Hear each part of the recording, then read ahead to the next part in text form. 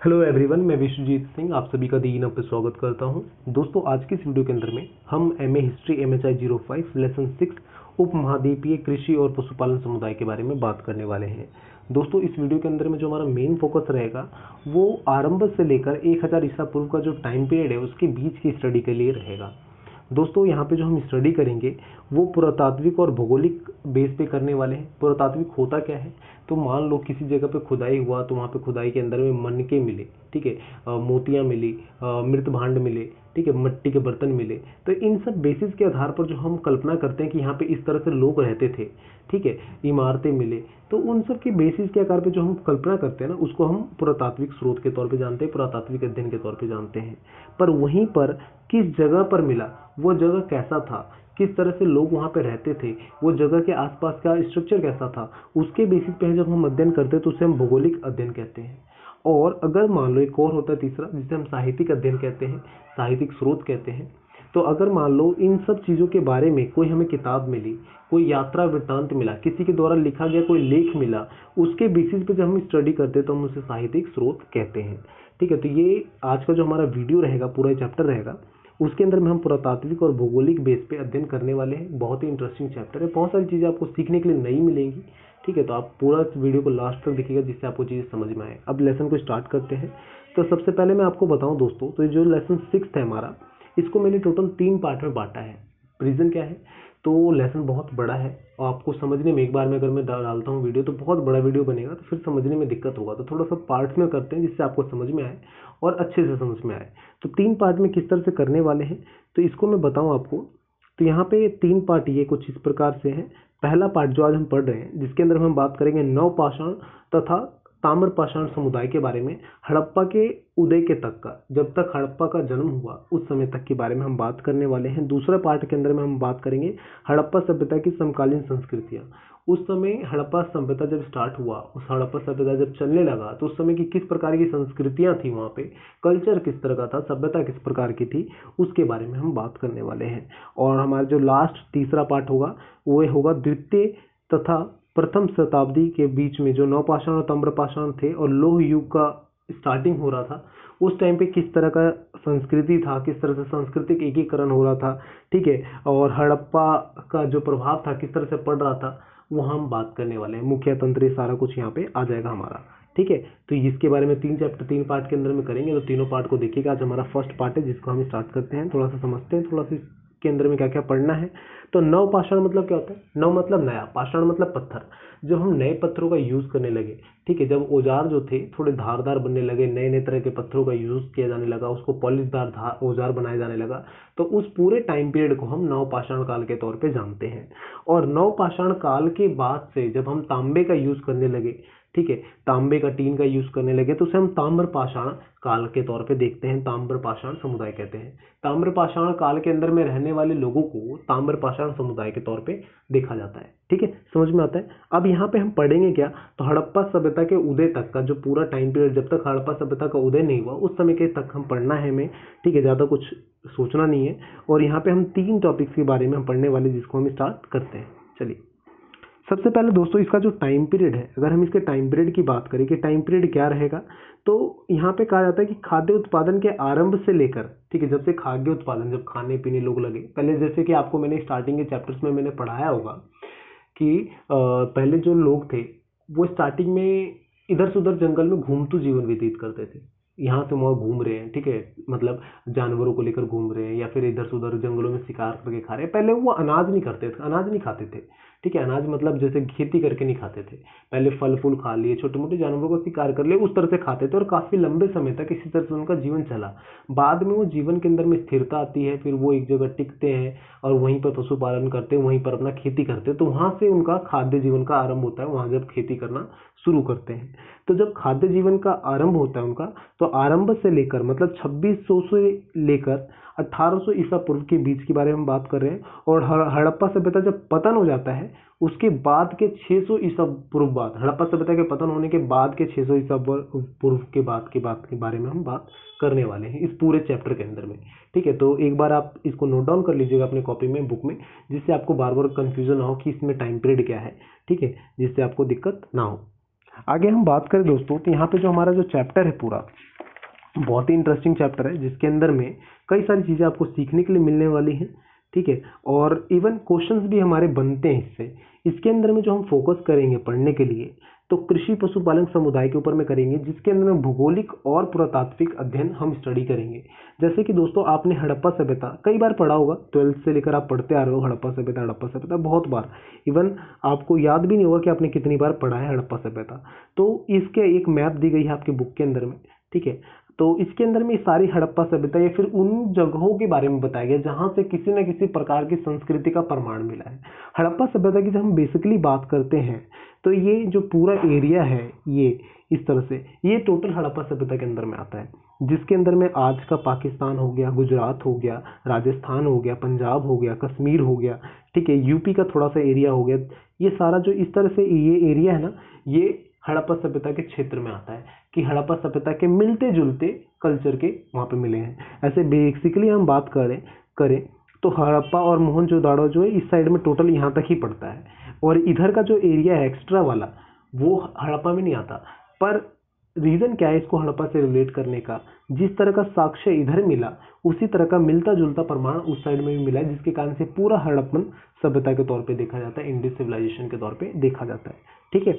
अब देखो यहाँ पे हम बात कर रहे हैं आज के इस चैप्टर के अंदर में कि किस प्रकार से आरंभ में हड़प्पा सभ्यता से पहले या हड़प्पा सभ्यता के आरंभ होने से पहले तक का किस तरह से संस्कृति चलती थी, किस तरह से कृषि पशुपालन होता था, ठीक है, उनके बारे में हम बात करें तो अलग अलग जगहों पे जिस तरह से चीज़ें मिली हैं, ठीक है, उसके हिसाब से मैप आपको बताता है कि कहाँ पर नवपाषाण और ताम्रपाषाण संस्कृतियों का मिला है। और ये बेसिकली जो आपको ये जो मैप है और वो मिला थापर की बुक में से उठाया गया है, ठीक है। तो आपको इजीली समझ में आना चाहिए कि क्या कैसे मैं बोल रहा हूँ। आगे हम फर्स्ट जो पॉइंट है हमारा उसके बारे में बात करें तो विंध्य से लेकर, विंध्य होता क्या, विंध्य की हम बात करें, बहुत सारे बच्चों को पता ही नहीं होगा कि विंध्य किधर पड़ता है भारत के अंदर में। तो यहाँ पे जो हमारा चैप्टर है विंध्य से लेकर लद्दाख के आरंभिक कृषि पशुपालन, तो लद्दाख तो आपका ऊपर में हो गया कश्मीर, जो विंध्य का एरिया है ये इधर वाला ऐसे ये, जिसमें उत्तर प्रदेश, ठीक है, उत्तरांचल, उत्तराखंड, ठीक है, हिमाचल प्रदेश, ये पूरा जो आ जाता है ना ये विंध्य का एरिया आ जाता है, मध्य प्रदेश ये सारा विंध्य आ जाता है। यहाँ से लेकर यहाँ तक का जो पूरा एरिया है ये आपके इसके अंदर में भी हम स्टडी करेंगे पहले पार्ट के अंदर में।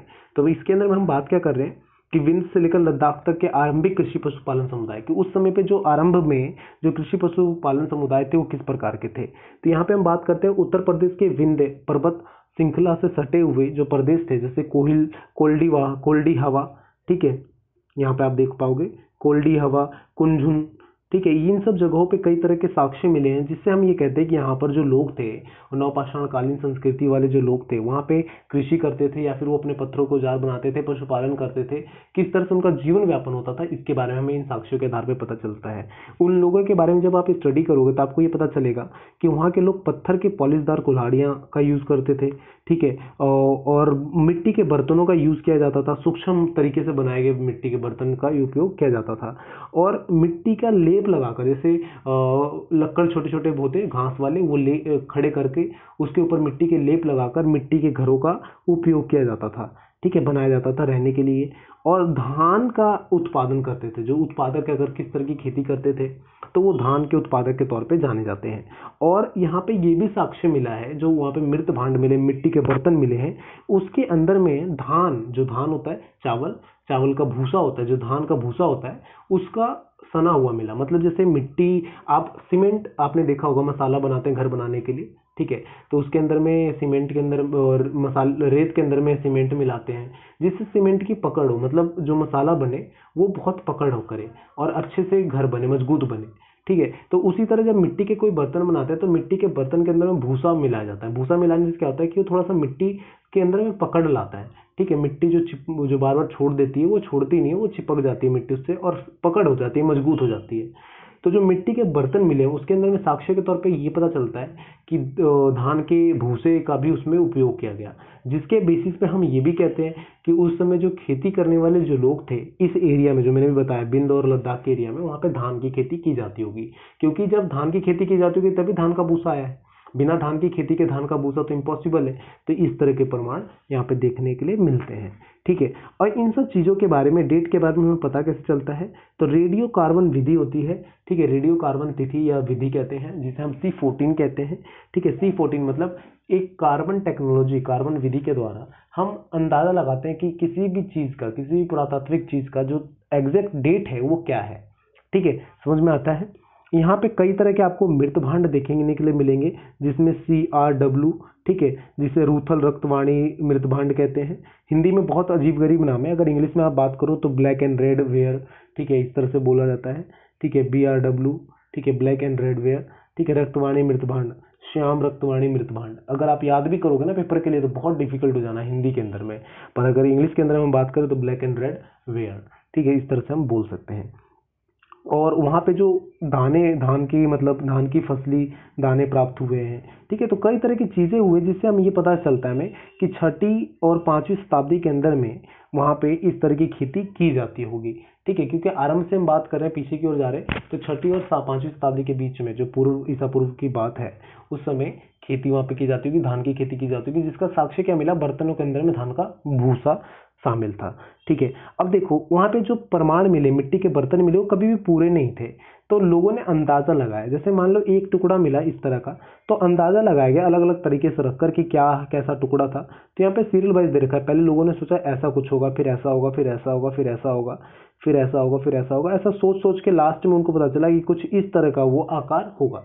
अब देखो आप मतलब 1000-2000 साल पहले की बात कर रहे हो, तो कोई भी चीज़ पूरा तरह से सुरक्षित नहीं बचेगा, थोड़ा बहुत तो टूट फूट जाता है, हट जाता है। तो छोटे मोटे जो टुकड़े मिले उसके बेसिस के आधार पर ये पता लगा कि कुछ इस तरह की चीज़ें होंगी। तो जितने भी आप अगर किसी म्यूजियम में जाओगे जहाँ पे हिस्टोरिकल मटके ये सब चीज़ें रखी है, तो आप देखोगे टूटे टूटे छोटे छोटे मटके रखे हुए हैं या टुकड़े रखे हुए हैं, तो उनके बेसिस पे ही लोग अंदाज़ा लगाते हैं कि अच्छा ये इस तरह का स्ट्रक्चर रहा होगा इसका, ठीक है। कभी आप नेशनल म्यूजियम में जाइएगा, अगर आप दिल्ली में हो और अगर आप साइंस साइड हिस्ट्री के स्टूडेंट्स हो तो, ठीक है, जाइएगा, बहुत सारी चीज़ें आपको देखने के लिए मिलेंगी। और जो आप पढ़ रहे हो ना अभी, ठीक है, किस तरह से लोग रहते थे, किस तरह से खेती करते थे, किस तरह से शिकार करते थे, सारा कुछ आपको लगेगा आपके सामने हो रहा है, ठीक है।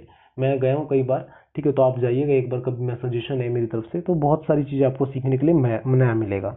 यहाँ पे हम आगे बात करें तो यहाँ पे हिंडवाना, लुलूसर, ठीक है, लुंकतसर और सांबर जिलों के पास में भी फसल मिले हैं, फसल अनाज के रज मिले, रज मतलब टुकड़े, ठीक है, वो अनाज के टुकड़े मिले, अनाज के दाने मिले हैं, जिसके कारण से हमें ये पता चलता है कि झील वील के किनारे वाली जो एरिया हुआ करता था वहाँ पर भी ये खेती वेती की जाती होगी, ठीक है। 700 ईसा पूर्व मतलब 7000 ईसा वर्ष पूर्व पहले ये प्राप्त हुए हैं, ठीक है। उसके तिथि के अनुसार ये पता चलता है, मतलब जब हम C14 विधि के अनुसार जब हम तिथि निकालते हैं तब हमें ये पता चलता है 7000 ईसा वर्ष पूर्व ये चीज़ें होती होंगी, ठीक है।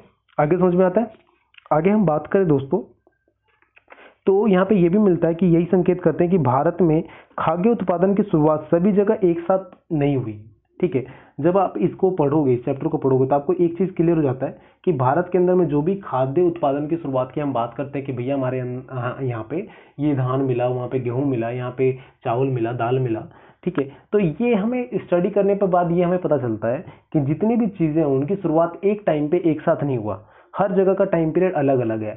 कई जगह पे तो ऐसा हुआ कि मान लो कश्मीर में सिर्फ सेब उगते हैं, पर हैदराबाद में आपको सेब मिल रहे हैं खाने के लिए। तो इसका मतलब क्या है कि यहाँ से यहाँ पे लाया गया, ठीक है। तो सेम इस तरह से आरंभिक टाइम में भी हुआ है, ठीक है।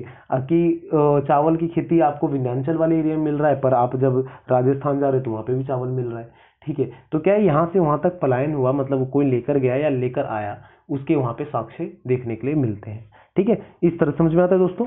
आगे हम बात करें, यहाँ पे थोड़ा सा और रह जाता है, 2 पॉइंट है, उसको क्लियर करते हैं, फिर आपको ये वाला वीडियो। आप पता है यार हिस्ट्री में रीज़न क्या होता है, कई बार मुझे कंप्लेन आती है कि सर आप वीडियो बहुत बड़ी बनाते हो।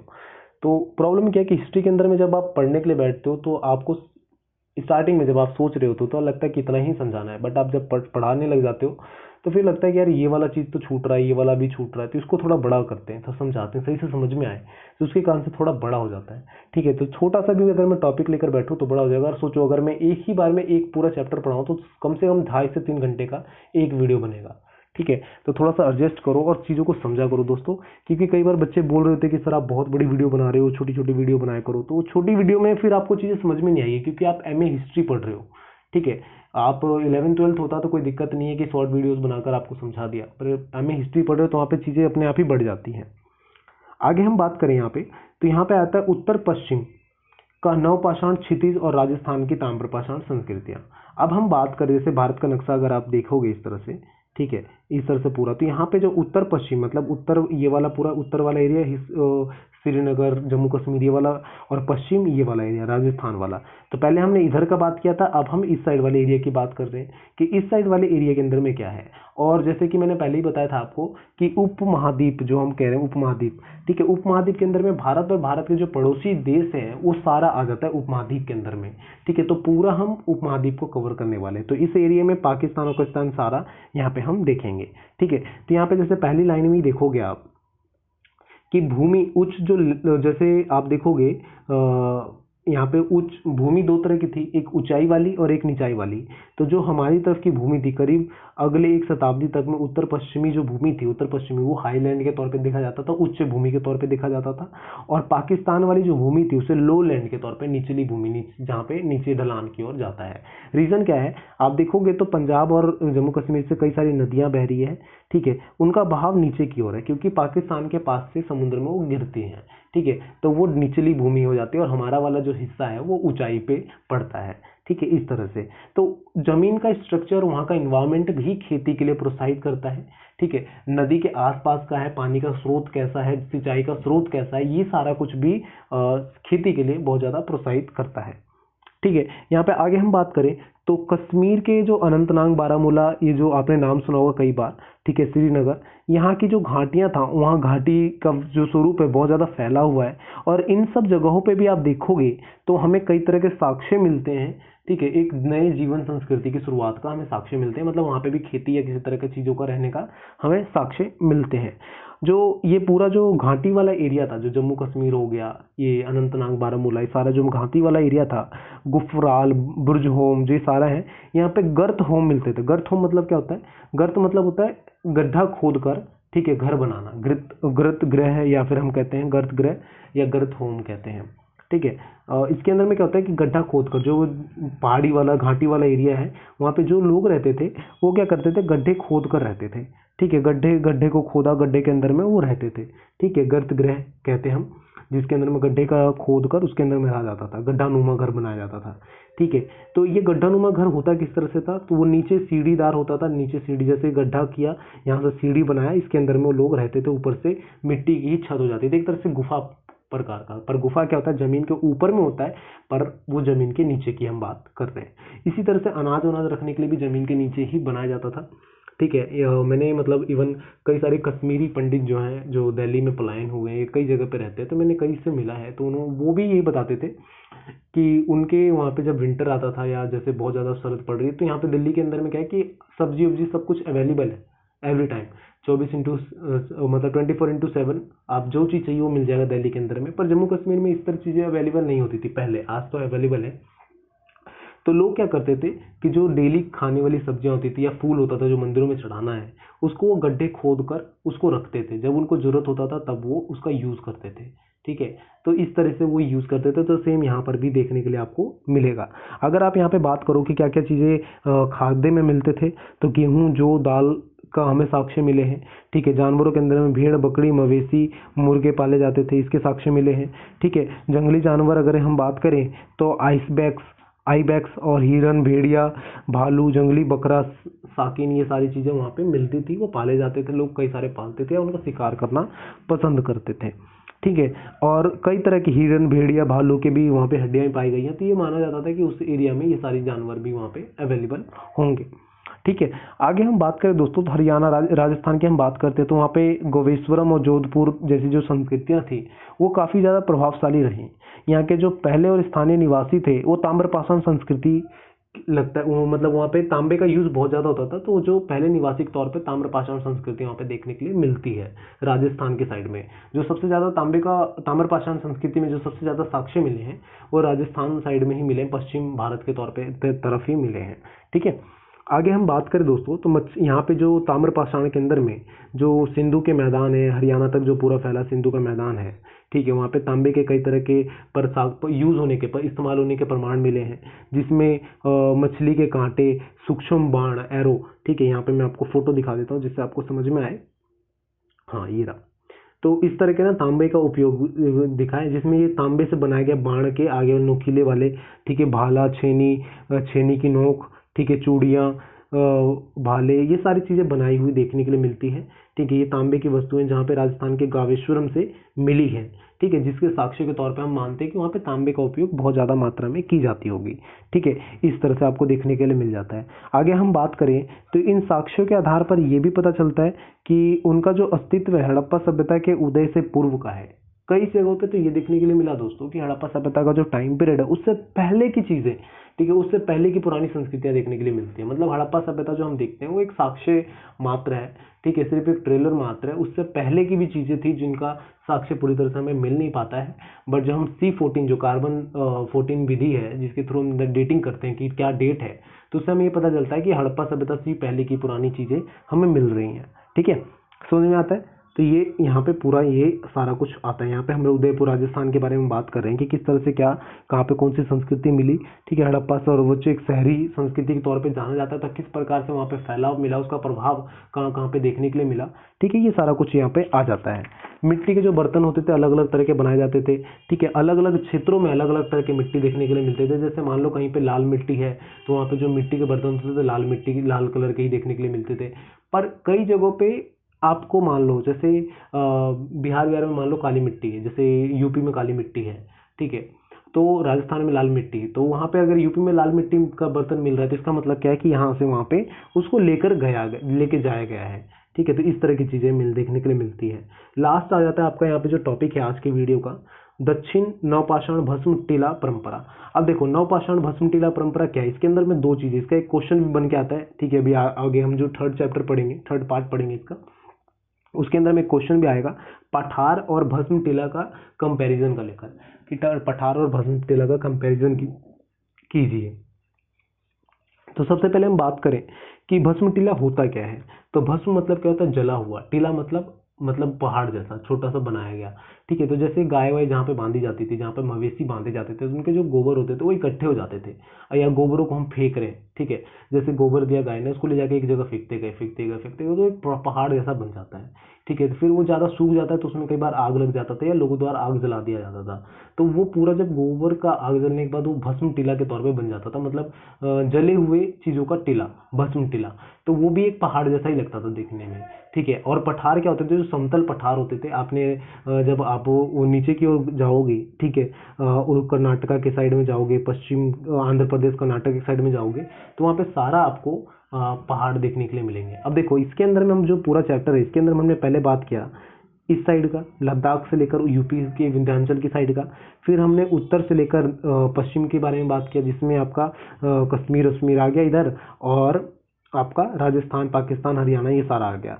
अब हम जो बात कर रहे हैं वो नीचे में ऐसे करके बात कर रहे हैं, जिसमें आपका आंध्र प्रदेश, कर्नाटका, ये सारा कुछ इधर कवर होने वाला है। लास्ट में इधर दक्षिण आ जाएगा, फिर इधर बीच का एरिया आ जाएगा। तो इस तरह से पूरा चैप्टर आपका पूरा कवर हो जाना है। ठीक है, यहाँ पे हम बात करते हैं तो पहाड़ और पठार समझ में आ जाता है आपको। ठीक है, तो यहाँ पे टेराकोटा की मूर्तियाँ, सेल चित्र और मवेशी के कई सारे चित्रण मिले। जैसे आप ये हथियारों के बारे में आपने पढ़ा होगा, फर्स्ट चैप्टर में मैंने पढ़ाया था किस तरह से सेल वाली हथियार बनाए जाते थे, नुकीले हथियार बनाए जाते थे।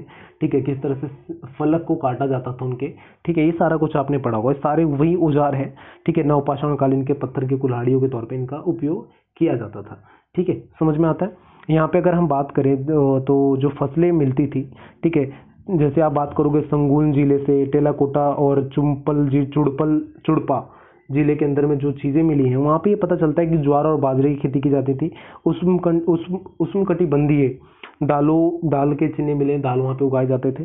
ठीक है, तो मूंग और चने के दाल पाए जाते थे। तो इस तरह से यहाँ पे देखने को मिलता है। कई तरह के जंगली पशुओं को भी वहाँ पे देखने के लिए मिला, साक्ष्य मिले हैं। ठीक है, और इन पौधों और फसलीकरण का यहाँ पे स्थानीय बिल्कुल स्वतंत्र रूप से किया गया था, यहाँ पे ये भी पता चलता है दोस्तों। ठीक है, तो ये पूरा चैप्टर आपको मैंने मतलब ये जो फर्स्ट पार्ट मैंने आपको बताया ये यहाँ तक ही था, ऐसे आपको समझना है। ठीक है। इसके अंदर में जो सबसे मेन टॉपिक है आपका ये पहाड़ भस्म टीला वाला है, इसके रिलेटेड एक कंपैरिजन क्वेश्चन आ जाता है। और दूसरा जो ये आपका राजस्थान वाला जो हम बात कर रहे थे, उत्तर पश्चिम राजस्थान ताम्र प्रशांत संस्कृति वाला, ये भी इसमें एक इंपॉर्टेंट क्वेश्चन का रोल प्ले करता है। ठीक है, तो इसको 3 पार्ट में बांटा है, तो इसमें अभी सेकंड पार्ट करवाता हूँ, फिर थर्ड पार्ट करवाता हूँ। थर्ड पार्ट के अंदर में आपका बेनिफिट ये है कि आपका जो बुक का क्वेश्चन है वो भी मैं कवर करवा दूंगा। ठीक है, जिससे आपको पूरा ये चैप्टर क्लियर हो जाएगा। तो आप एक बार आप इसको वीडियो को देखने के बाद एक बार अपने आप बुक भी पढ़ लीजिएगा, जिससे आप सारा कुछ रिलेट कर पाओ कि हाँ यहाँ पे ये चीज़ें थी, यहाँ पे ये बताया सर ने, तो आपका पूरा समझ में आ जाएगा। अगर फिर भी कोई डाउट होता है, कन्फ्यूजन होता है, तो आप कमेंट करके पूछ लीजिएगा। ठीक है, या फिर आप मुझे कांटेक्ट कर सकते हो, किसी भी सोशल मीडिया प्लेटफॉर्म पे जाइए, वहाँ पे दी नब लिख लीजिए या विश्वजीत लिखिए, आपको कहीं ना कहीं मैं मिल जाऊँगा। ठीक है, किसी भी सोशल मीडिया प्लेटफॉर्म पे आप जो भी यूज़ करते हो, ठीक है, टेलीग्राम हो, इंस्टाग्राम हो, व्हाट्सअप हो, फेसबुक हो, किसी में भी जाइए, ढूंढिए, मिल जाऊंगा। वहाँ पे आप कमेंट करके पूछ सकते हैं, अपना डाउट सॉल्व कर सकते हैं। ठीक है, और व्हाट्सअप ग्रुप का लिंक चाहिए एमए हिस्ट्री का, तो कमेंट करके बोलिएगा, मैं लिंक दे दूंगा, आप वहाँ पे भी ज्वाइन कर सकते हैं। वहाँ से भी आपको बहुत सारी हेल्प मिल जाएगी। तो friends, thank you for watching me, thank you for listening me, bye bye, take care, all the best.